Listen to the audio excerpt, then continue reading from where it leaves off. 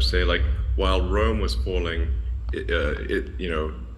Islam was rising, and so you had like the sort of caliphate doing incredibly well while Rome was doing terribly, and that actually ended up being a source of preservation of knowledge and many scientific advancements. Assalamu alaikum guys, and welcome to another episode of Smile to Jannah. So kudos to Elon Musk for giving credit where credit is due. Maybe because of lack of time he was unable to enumerate the contributions that Muslims have made. However, I'm gonna do the job for him. The first solo flyer was a polymath called Abbas ibn Firnas, who was at the forefront of his field and, like I said, was the first aviator to fly with a heavier than air machine 1,000 years before motorized aeroplanes were invented. Let's not forget Ibn an-Nafis, who has been described as the father of circulatory physiology because of his work on pulmonary circulation. Let's not forget Al-Jazari. He created the first water pump and water and candle clock. He created internal combustion engines, paving the way for automatic control and other modern machinery such as the steam engine. Then we move on to Ibn Sina. His contribution in the world of medicine is a thing of legends. Yeah, and his book, The Canon of Medicine, was translated into Latin in the 12th century and it was used in medical schools throughout Europe, mate. Then we move on to coffee. You know, the shop that's on every other street. Well, in 1750, an Arab shepherd named Khalid, living in Ethiopia, observed the behavioral changes on his goats when eating from a particular bush.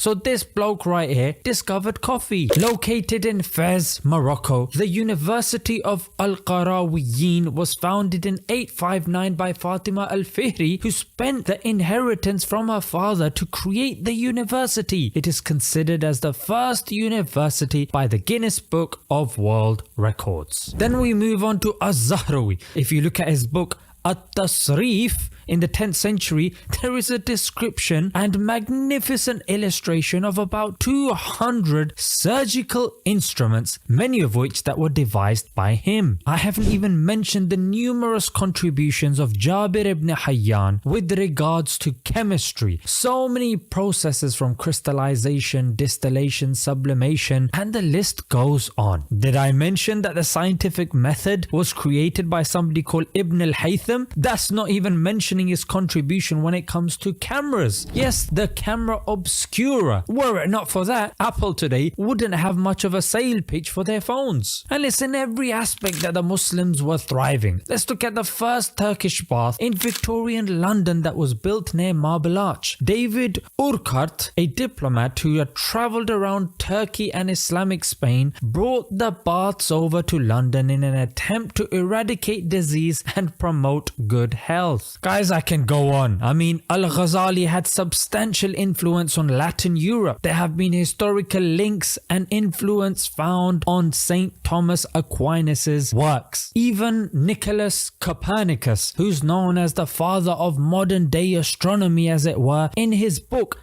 De Revolutionibus, which was the initiator of the scientific revolution here in the West, in that book he has cited 5 Islamic scholars: Ibn Rushd, Al-Batani, Al-Bitruji, Al-Zarqalu, and Thabit ibn Qurra. There are some that have influenced his works, but he has craftily missed those out, like At-Tusi, amongst others. And even one of the founding fathers of America, Thomas Jefferson, had a copy of the Quran, 1765, that was 11 years before he wrote the Declaration of Independence. And that is the Quran that is used to swear in the Muslim congressman that we have today in the US. Guys, this is literally a dip in the ocean. If you want to know more, read a book called 1001 Inventions in Muslim Civilization. That should give you a deeper dive into this. And of course, be proud of your heritage, be proud of your faith, for if the colonizers are to destroy us, the first thing they will destroy is our history. So keep our history alive. Until next time, Assalamu alaikum.